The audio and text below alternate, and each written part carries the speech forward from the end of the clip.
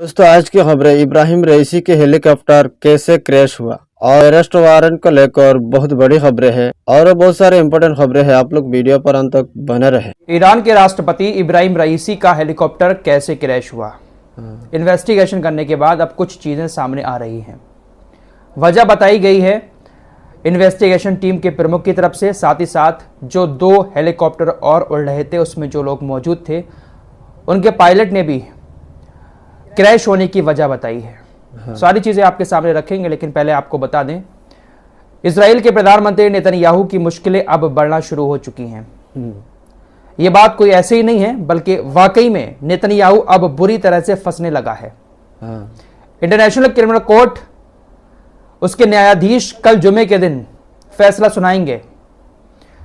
Hamas के 3 नेता, Israel के 2 नेता बेंजामिन नेतन्याहू और योब गैलेंट, इनके खिलाफ कल अरेस्ट वारंट जारी कर दिया जाएगा। हमास के नेताओं पर आरोप लगे हैं कि उन्होंने मानवता के खिलाफ अपराध किया है, इजराइल के नागरिकों को बंधक बनाया है, इसलिए वो अपराधी हैं और उनके खिलाफ अरेस्ट वारंट जारी होगा। यही आरोप बेंजामिन नेतन्याहू और इजराइल के डिफेंस मिनिस्टर योब गैलेंट के ऊपर भी लगाए हैं। कहा गया है कि इन्होंने भुखमरी को हथियार के रूप में इस्तेमाल किया, गाजा के अंदर बड़े पैमाने पर मासूम लोगों का नरसंहार किया, इसलिए ये भी मानवता के अपराधी हैं। तो कल जुमे के दिन इन सभी लोगों का अरेस्ट वारंट जारी कर सकता है इंटरनेशनल क्रिमिनल कोर्ट। दोस्तों, कल ही आपको बताया था कि नॉर्वे ने साफ ऐलान कर दिया है कि जैसे ही बेंजामिन नेतन्याहू नॉर्वे की जमीन पर कदम रखेगा उसको तुरंत गिरफ्तार कर लिया जाएगा। इंटरनेशनल क्रिमिनल कोर्ट के अरेस्ट वारंट जारी होने के बाद फ्रांस ने भी इस बात का ऐलान कर दिया है कि हम नेतन्याहू को गिरफ्तार करेंगे। खबर जर्मनी से आ रही है। वैसे जर्मनी ने हथियार तो बहुत ज्यादा दिए हैं इस जंग में बेंजामिन नेतन्याहू को, लेकिन उसने भी साफ तौर पर ऐलान कर दिया है कि जैसे ही बेंजामिन नेतन्याहू अरेस्ट वारंट जारी होने के बाद जर्मनी की सरजमीन पर कदम रखेगा उसको तुरंत गिरफ्तार कर लिया जाएगा। तो एक के बाद एक देश अब सामने आ रहे हैं, लेकिन अभी तक किसी इस्लामिक देश की तरफ से, नेतन्याहू के जिसके साथ खास रिश्ते हैं, किसी भी इस्लामिक देश की तरफ से अभी तक यह बात नहीं कही गई है कि हम नेतन्याहू को गिरफ्तार करेंगे। इसी तरह से गैर मुस्लिम देश तो खुलकर सामने आकर फिलिस्तीन को अलग राज्य का दर्जा दे रहे हैं, मान्यता दे रहे हैं। कल ही आपको बता चुका हूं, लेकिन अभी भी किसी भी इस्लामिक देश की तरफ से खुलकर इस बारे में कुछ नहीं कहा गया है। कोलंबिया के राष्ट्रपति ने साफ तौर पर ऐलान कर दिया है कि मान्यता देने के साथ साथ हम अब यरूशलेम के अंदर अपनी एम्बेसी खोलेंगे। यरूशलेम को फिलिस्तीन की राजधानी बताते हुए साफ ऐलान कर दिया है कोलंबिया के राष्ट्रपति ने कि हमारा दूतावास अब यरूशलेम के अंदर बनाया जाएगा, क्योंकि यरूशलेम फिलिस्तीन की राजधानी है। फिलिस्तीन को मान्यता हम देते हैं, मान्यता जब दे दी जाएगी तो वहां पर दूसरे देशों के दूतावास भी बन जाएंगे और फिलिस्तीन एक अलग आजाद राज्य हो जाएगा। तो गैर इस्लामिक देश जो है ना, वो खुलकर फिलिस्तीन के सपोर्ट में इस तरह से आ रहे हैं।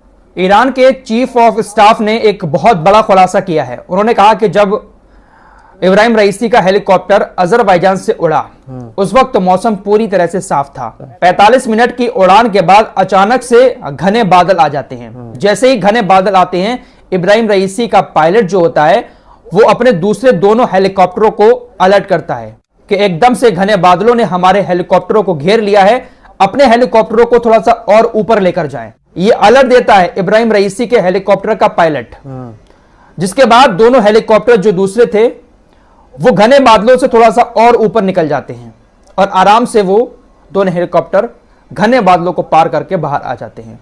लेकिन इब्राहिम रईसी का हेलीकॉप्टर उन्हीं बादलों के बीच अचानक से गायब हो जाता है। ईरान के चीफ ऑफ स्टाफ ने कहा कि जैसे ही घने बादल दिखे तो सबसे पहला अलर्ट जो है वो इब्राहिम रईसी के पायलट ने ही दिया था उन दोनों हेलीकॉप्टरों को कि बादल बहुत ज्यादा आ चुके हैं, अपने हेलीकॉप्टर को ऊपर लेकर जाएं। अलर्ट देने के 30 सेकंड के अंदर ही दोनों हेलीकॉप्टर तो ऊपर चले गए और उन्हीं 30 सेकंड के अंदर इब्राहिम रईसी का हेलीकॉप्टर गायब हो गया। उन दोनों हेलीकॉप्टरों को भी इस बात का पता नहीं चल पाया कि इब्राहिम रईसी का हेलीकॉप्टर अचानक से कहां गायब हो गया। दोनों हेलीकॉप्टर के पायलट ने इब्राहिम रईसी के हेलीकॉप्टर के पायलट से रेडियो के जरिए कांटेक्ट करने की कोशिश की, लेकिन कांटेक्ट नहीं हो पाया। सिर्फ 1 मिनट के अंदर ही यह सब कुछ हुआ। अचानक से गायब हुआ और अचानक से कांटेक्ट भी खत्म हो गया। इब्राहिम रईसी का हेलीकॉप्टर जहां पर क्रैश हुआ था वहां पर अब बहुत सारी इन्वेस्टिगेशन चल रही है।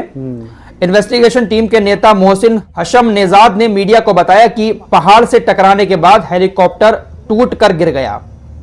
2 लाशें गंभीर रूप से जल गईं, एक शरीर आंशिक रूप से जल गया और एक शरीर को गंभीर चोटें और फ्रैक्चर हुए। क्रू मेंबर्स को सबसे ज्यादा नुकसान हुआ। हेलीकॉप्टर से थोड़ा आगे जमीन पर तबरीज के इमाम का शव मिला, जिनकी मौत बहुत ज्यादा ब्लड निकलने की वजह से हुई। फिलहाल इन्वेस्टिगेशन अभी भी जारी है। लोगों को शक है इस बात का कि इसके पीछे किसी ना किसी का हाथ तो है, क्योंकि ऐसी भी चीजें बहुत ज्यादा चल रही हैं। शामी आपको बताया था कि जो 19 मई का सैटेलाइट का वेदर अपडेट था उसको हटा दिया गया है। क्यों हटाया, इसकी वजह सामने नहीं आई है। क्या वाकई में उस दिन मौसम खराब था या खराब कराया गया था?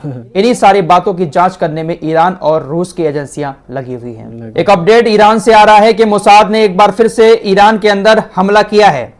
ईरान में लोरेस्तान प्रांत में ईरानी खुफिया सेवा के प्रमुख की हत्या कर दी गई है और इसके पीछे मोसाद का हाथ बताया जा रहा है। इजराइल ने ईरान को चोटें बहुत सारी दी हैं। इससे पहले भी कई सारे जनरल को, वैज्ञानिकों को इजराइल मार चुका है। दोस्तों, अमेरिका बिना मतलब के कहीं पर भी कुछ भी नहीं करता। आपको पता ही है कि गाजा के किनारे समुद्र में अमेरिका ने एक बंदरगाह बनाई है। अमेरिका इजराइल ने मिलकर इस बंदरगाह को बनाया है और यह कहा कि देखिए, डायरेक्ट समुद्र के जरिए गाजा तक मदद पहुंचेगी इस बंदरगाह से। जो देश गाजा की मदद करना चाहते हैं वो डायरेक्ट इस बंदरगाह के जरिए गाजा तक मदद पहुंचा सकते हैं। बीच में इजराइल का कोई भी रोल नहीं रहेगा। मदद के नाम पर इस बंदरगाह को बनाया, लेकिन शक तो बहुत पहले से था। पहला शक ये कि जो नेचुरल गैस का प्लांट है समुद्र के अंदर, उससे सिर्फ थोड़ी सी दूरी पर इस बंदरगाह को अमेरिका ने बनाया है। लोगों का कहना है कि अमेरिका नेचुरल गैस के प्लांट पर कोई कांड कर सकता है, लेकिन बड़ी खबर आ रही है कि इसी बंदरगाह के जरिए इजराइल तक हथियार पहुंचाते हुए अमेरिका पकड़ा गया है। अमेरिका इस बंदरगाह के जरिए इजराइल को हथियार पहुंचा रहा था और उसको पकड़ लिया गया। यानी इस बंदरगाह का इस्तेमाल अमेरिका गाजा से ज्यादा इजराइल के लिए करेगा। गाजा में हथियार पहुंचाने के लिए, गाजा के अंदर इजराइल का सामान डायरेक्ट पहुंचाने के लिए इस बंदरगाह का इस्तेमाल किया जाएगा। गाजा की मदद तो सिर्फ एक बहाना है, इनको अपना मतलब निकालना है। फिलहाल इस रिपोर्ट में इतना ही। मिलते हैं कुछ और नई खबरों के साथ। तब तक के लिए अपना ख्याल रखिएगा। अल्लाह हाफिज। दोस्तों, हमारे वीडियो पसंद आए तो फॉलो, सब्सक्राइब कीजिए और साथ ही साथ शेयर भी कीजिए। मिलते हैं अगली वीडियो में, तब तक के लिए अपना ख्याल रखें। धन्यवाद।